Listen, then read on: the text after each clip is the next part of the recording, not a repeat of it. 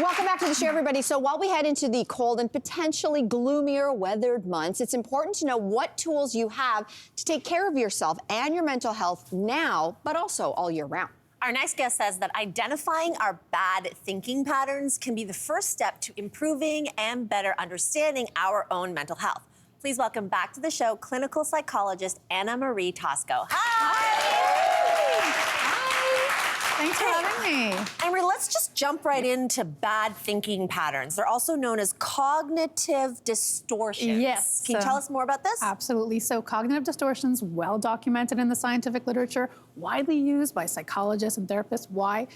We have a tendency to have these flawed thinking patterns, right? So in essence, the way that we interpret the world, the way our mind interprets the world is often flawed or distorted.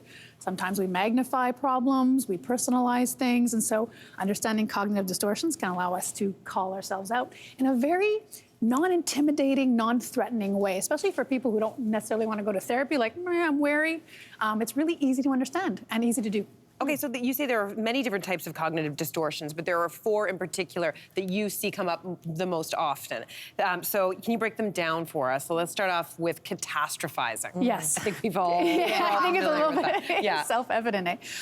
So basically it's essentially fearing the future, right? A lot of worrying. It's essentially broken down. It's worry, worry, worry. What if, what if, what if? What if I don't get that job? You know, what if we can't make the party next week? What if, you know. Schools go on strike? Yeah. Right? There's a lot of worrying. So the thing is, I know people say to me, well, Anna Maria, I have to worry a little bit, I have to plan. I'm like, yeah, you have to plan, I'm here for it. But if it's not allowing you to sleep, there's a problem here, right? The catastrophizing is becoming a problem.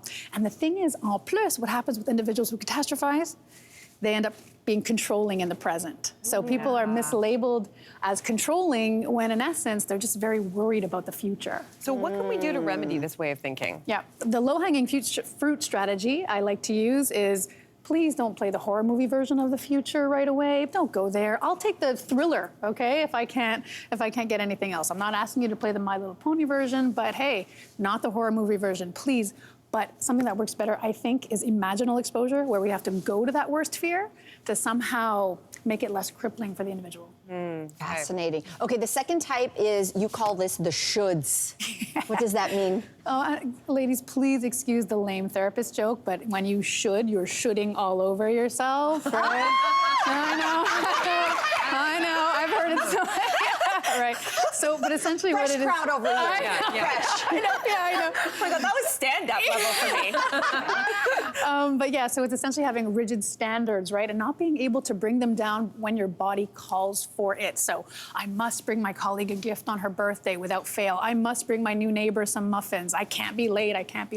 So it's having these standards. The thing is, I know it might be like, Anna Maria, I have my standards, I have my values. Cool, I'm fine with that. But can you bring them down when your body calls for it? That's the kicker. Because individuals who should, unfortunately, they have really high standards and feel less than often when they're bringing it down. Okay, so you're like trying to go, okay, I don't have to do everything. So how are we overcoming this kind of thinking then? Yeah, it's essentially knowing I'm still that respected person. I'm still that hard worker. I still have that work ethic. People still admire me. People still look up to me, if that's the case.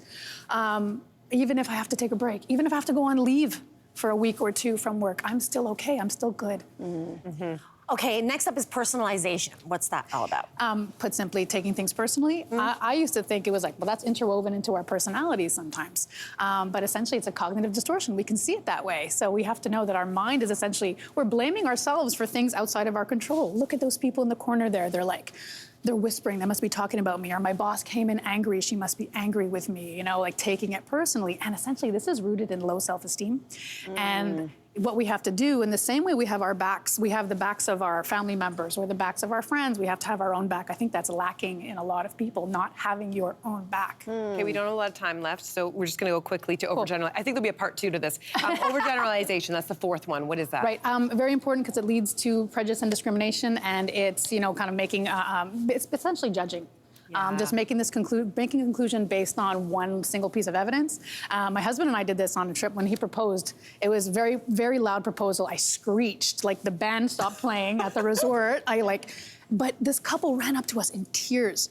And this couple, we didn't really like them. We're like, hey, they're taking our spot by the pool and they're kind of standoffish. we totally misjudged them. They were so sweet, so kind, giving this beautiful kind of relationship advice that we weren't expecting. We're like, okay, can't believe I did that.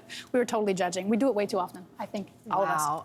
Okay, so listen, we all took a quiz, Anna Maria, and it revealed what our thoughts or thinking patterns might be like and if they're holding us back. What did you find that our results revealed about us? So listen, as it turns out, so for Melissa and Lainey, in terms of the cognitive distortions that you guys use the most, you don't have any.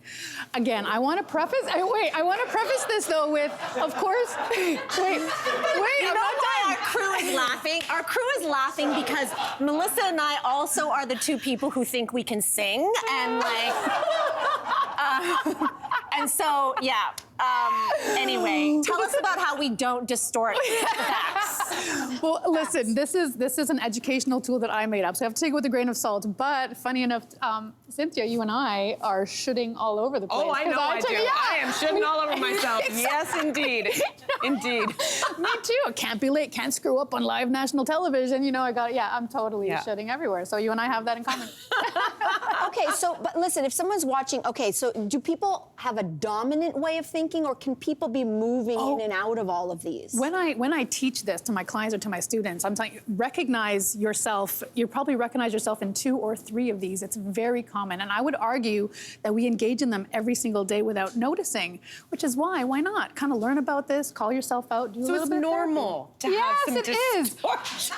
It is. I'm wondering if the questions were a little bit different, Mel and I would have ended up distorted too. Because, I mean, listen, I think that the world right now is scary.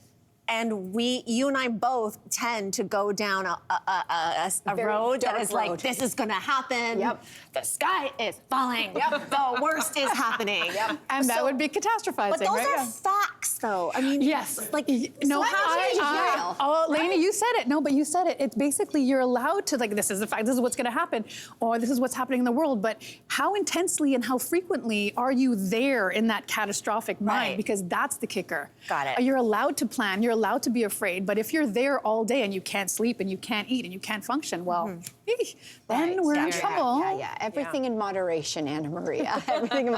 This was fascinating. Thank you so much. Love being here. Thanks, Thank ladies. you. Hey there! Wasn't that great? Do you know where you can find some equally good content? Our YouTube page. It's filled with discussions, debates, and some laughs. Head there now, like and subscribe.